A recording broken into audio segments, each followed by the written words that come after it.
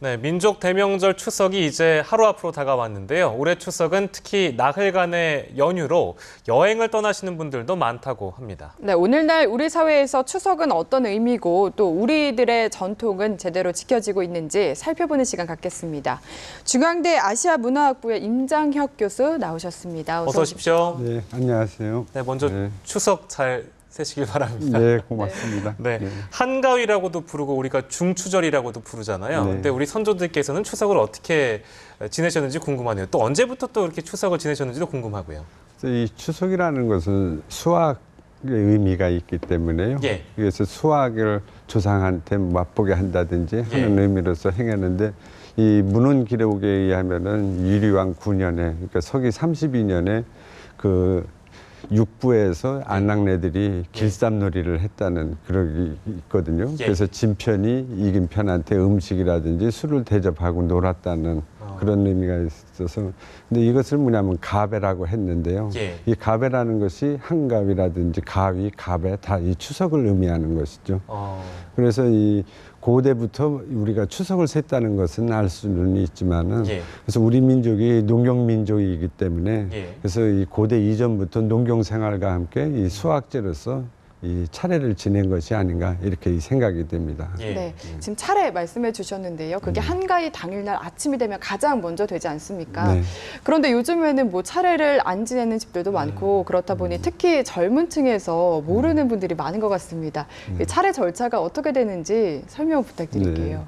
이 차례는 이제 영신례라고 해가지고서 이 조상을 맞이하는 그런 것으로부터 시작이 되는데요. 그래서 이 차례를 지내기 위해서 우선 이 평풍을 치고 그리고 이제 차례상을 차리고 그리고 이제 지방을 써서 모시고 그러면서 뭐냐면 이제 차례가 시작이 되죠. 그래서 이제 그 다음에 이제 강신례라고 해서요. 그래서 이제 이 차례가 시작이 되면은 이 제주가 집사로부터 이제 술을 받아가지고선 모식 그릇에다가 이제 놓고 그러고선 뭐냐면 잔을 놓고선 이 2번 절을 하게 됩니다. 이제 우리가 방금 말씀하신 지방이라는 거. 그러니까 지방이라는 게 예전엔 그 사당이 있거나 조상의 위패가 있으면 그렇게 차례를 지낼 때 쓰곤 했는데 우리는 지금 사당도 없고 조상의 위패도 없기 때문에 지방을 써가지고 그걸 대신한다고 들었습니다만 그게 쓰는 법이 굉장히 쉽지 않다고 들었습니다. 어떻게 쓰는 게 제대로 쓰는 건지 좀 가르쳐 주세요.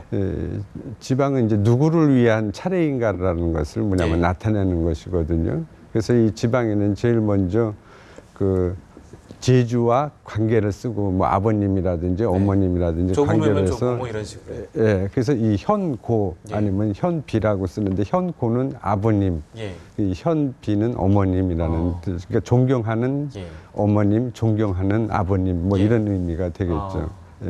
그다음에 이제 그 조상이 지위를 써요. 그래서 이제 특별한 관직이 있으면은 뭐 쓰겠지만 보통 이제 학생이라고 쓰죠.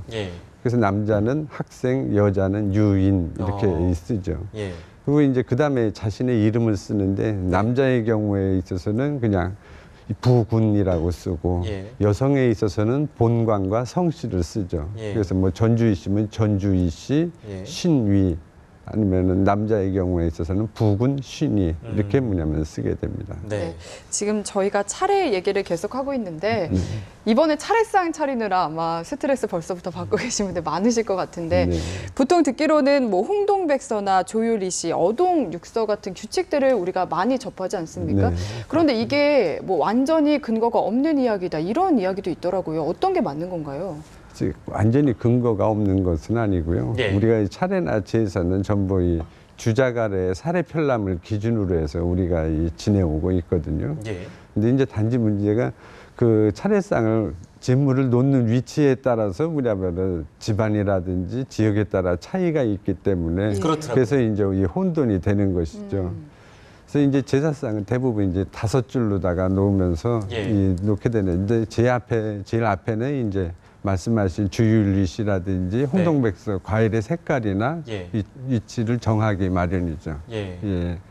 그리고 그 어동육서 같은 거는 그러면 그 지역마다 그것도 차이가 있는 건가요?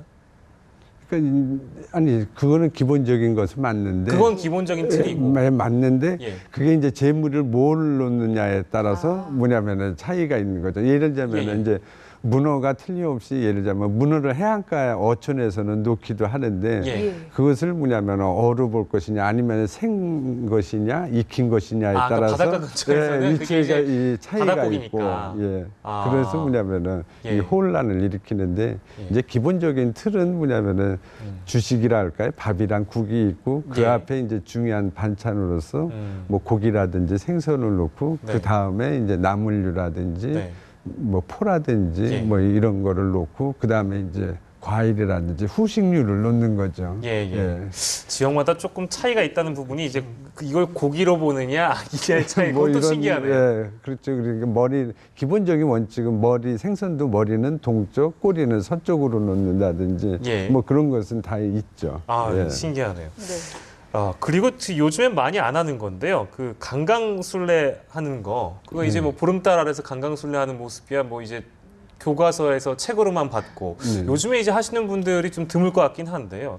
근데 이게 이제 임진왜란 때 적군에게 병사가 많아 보이려고 한 거다. 아니다. 뭐 이런 얘기도 있는데 그거 어떤 속설이 있는 겁니까? 아, 그거는 이제 그 하나의 이야기죠. 강강술래라는 것이 예, 있는데 그 기원을 가지고 뭐냐면은 사람들이 얘기를 하는 거죠. 네. 그래서 이제 그 임진왜란 때 뭐냐면은 의병을 위하여서 뭐냐면 왜군을 했다는 그런 설화를 가지고 기원을 이야기하는 사람도 있고 예. 또 이제 강강술래가 원을 중심으로 해서 원을 돌면서 춤추는 것이기 때문에 예. 이것을 뭐 달을 상징하는 것이 아니냐 이렇게도 얘기를 하는데요. 네네.